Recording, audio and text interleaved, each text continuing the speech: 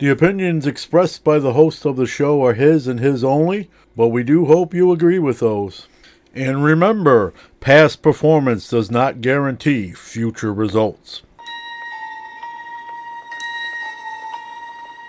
We'll begin with a spin, traveling in the world of my creation.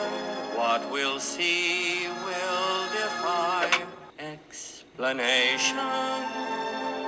Welcome to another episode of Hobby Quick Hits. As always, I'm your host, John Newman. Thank you for joining us.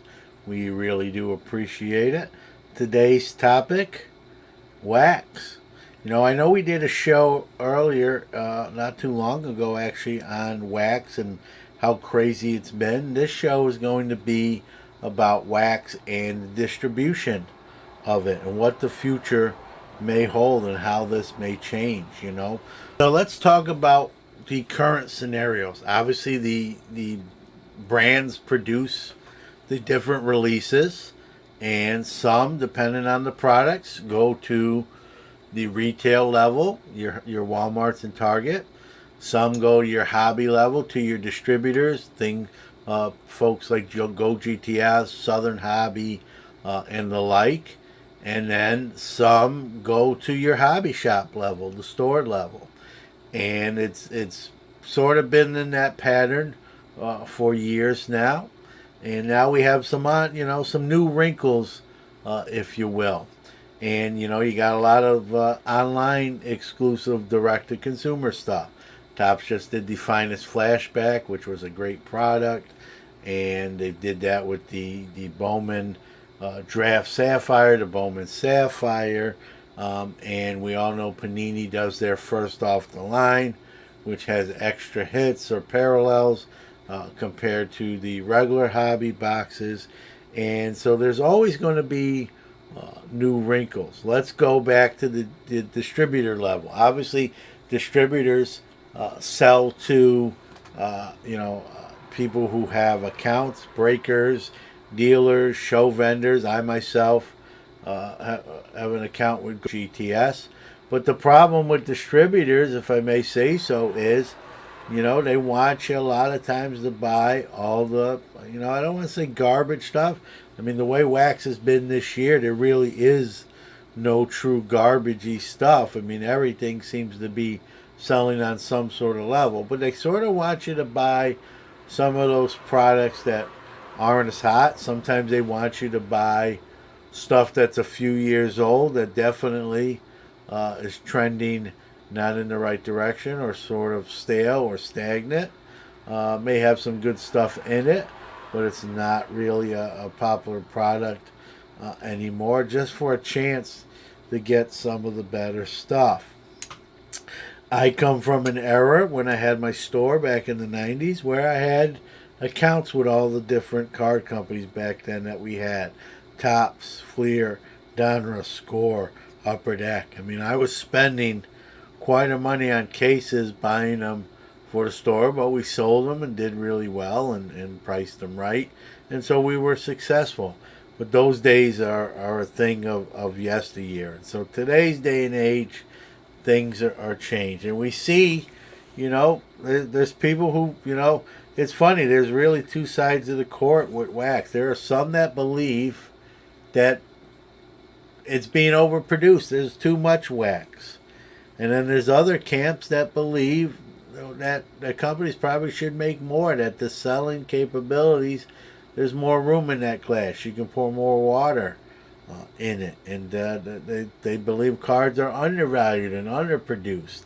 And the demand is actually higher than the production. And so I guess it depends what sort of the aisle you fall on. I think it's somewhere in between, and I think it can vary from product to product. I think you're reading now or finding out now, Topps didn't produce as much of that Finest Flashback product as initially believed, that it's drying up. I will say this, that demand far outweighs what seems to be availability. I mean, all the Targets and Walmarts I go to around here, it's rare to see anything on the shelves. And last year, I remember getting a couple things available. You know, a display rack of Panini Prism or Optic, and just seems like going there, it's just like piranhas, just stripped everything off the bone. I mean, there's nothing. I mean, Gypsy Queen's even gone, and any even non-sports stuff, racing, uh, anything is just seems to be just the demand for retail, the demand to open something, the demand to chase, you know, Series 2 tops. Everyone's chasing the Luis Robert out of it. And I get it. I understand why it makes sense. I like that card too, so I'm not criticizing anybody. But, you know, the demand for waxes is an all-time high. I'll tell you a quick story.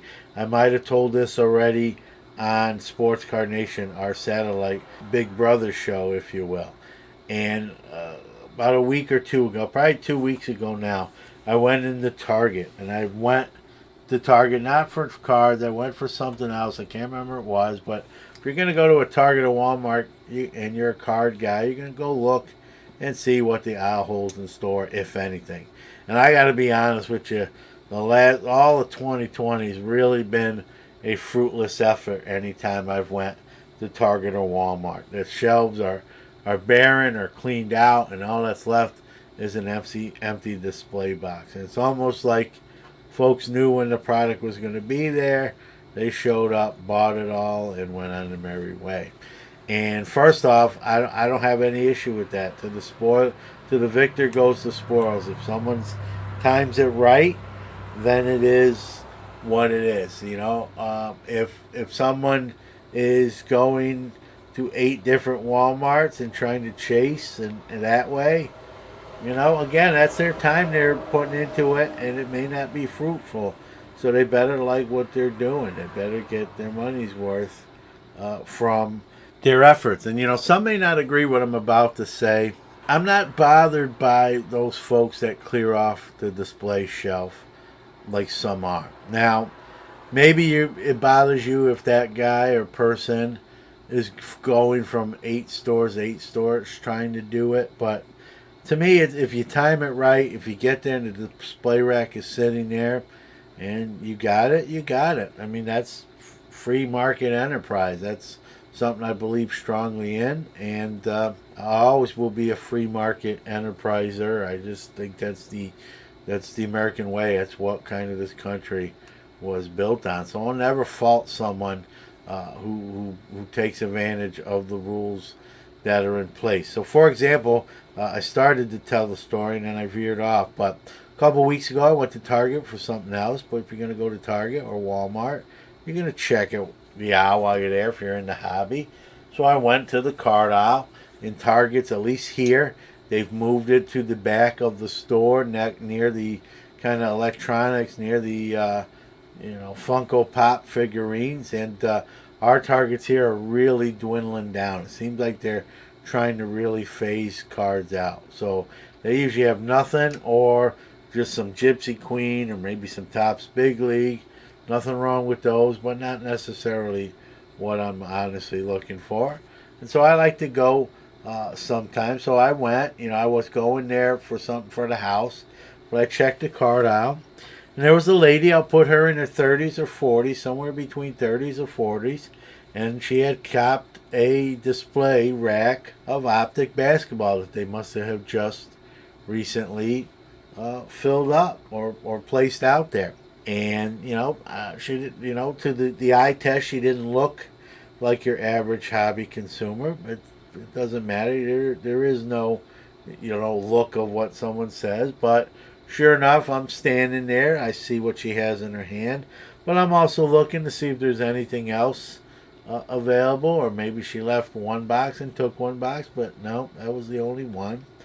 And she made a conversation. She initiated a conversation with me. She goes, yeah, I don't know what's in here or what player's good, but I know this much. I can turn around and sell these boxes, and probably I'm going to triple or quadruple what I'm paying for them when I get to the register. And she was right. But here's the example she is. She's showing, she basically admitted, I don't know who's in here, she probably doesn't know Zion Williamson from Ryan Leaf or either one of them. And so she just knew somehow, some way, just for the way maybe the hobby is so hot, she just knows right now almost any wax that you can get your hands on, you're going to make money. You're going to be able to sell it at a higher level. And she knew that. She saw this rack, probably freshly minted, full up, and she was buying it. And I got there. I was looking at what was left. I saw what she had. She must have kind of saw I had interest, and she was gracious enough to say, "Hey, do you want one of these boxes?" Meaning one of the blaster boxes. And I said, "Nah. To the victor goes the spoils. I'm not going to buy one. You were here first. You take it." And so I don't get mad. Sure, can it be frustrating at times? This has been a really rough year for buying wax on the retail level, at least in the central New York area where I'm at. It's good for me, someone who's trying to cut down on wax consumption anyway, so it works out good and not too many complaints. And I don't really get bothered, like others do, if someone buys the whole display rack out. That's their choice, that's their money, and that's the risk you take. But let's go back to the distributor level here now. And so you got, Topps has done some products recently, online exclusives, direct to consumer, Bowman Sapphire, the finest flashbacks, which I did very, very well on. I still have my 2 Bowman Sapphire, but let's take the finest flashbacks. They sold that at $55 a box, and now those boxes are pretty close, or if not, $500 a piece. And don't for a minute fool yourself into thinking that Topps, Panini, even Upper Deck isn't in their boardrooms taking notes, comparing notes, reporting what's going on in the industry.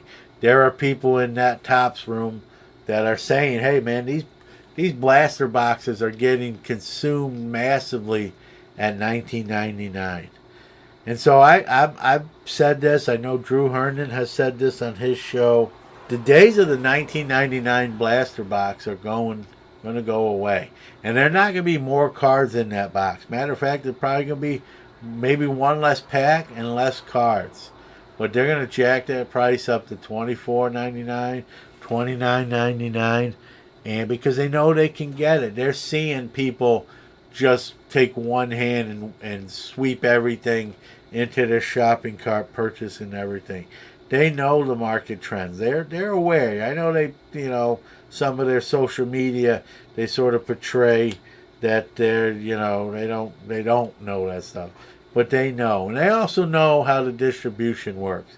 They know, they sell so many cases to GTS, let's say. They sell 10 cases of a product to GTS at $1,500 a case. And then they see GTS, turn around and sell that case where they're getting, $2,800 for a case.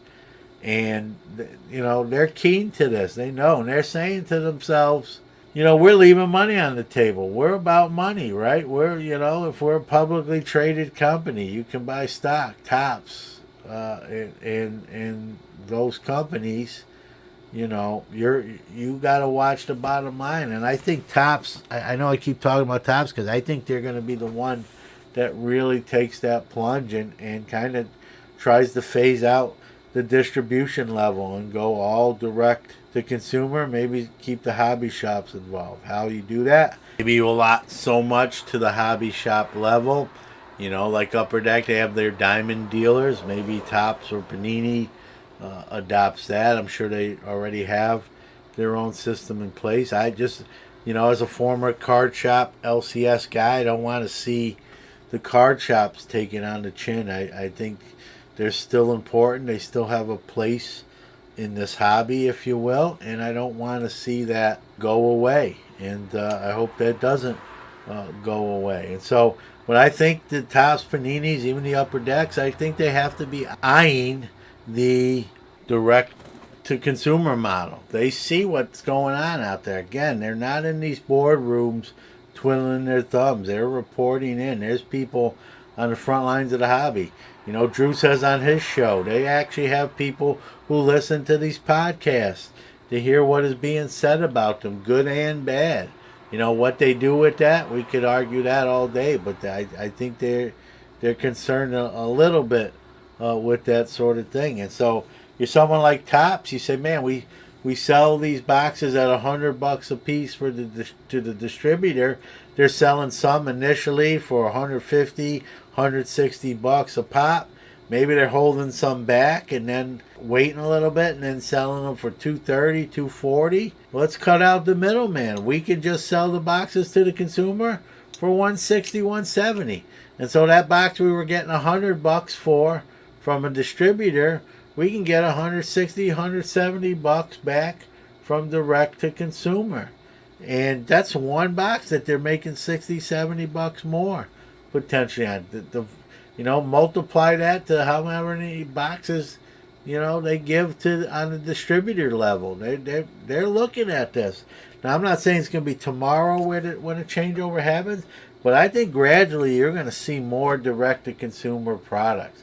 And it's not going to be one-off products. I think it's going to be a slow burn, which I think you're going to start to see your everyday flagship products sort of go direct-to-consumer. You know, in Topps cases, your Topps, your Heritage, and those kind of brands. And, you know, if I'm a distributor right now, I'm biting my nails, to be quite honest with you. I'm a little concerned long term what we're going to do if these companies kind of figure out 2 + 2 = 4 in a way to cut us out. And you know, you can say, well, aren't they loyal to the distributors?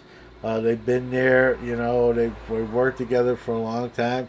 Maybe loyal to a certain level, but, you know, at the end of the day, it's all about what furthers the overall company and the goal of the company. And so, again, if I'm a distributor, I'm not feeling great right now, and I'm starting to look at the big picture and wonder what my role is going to be in this new wax world. Happy trails to you till we meet again.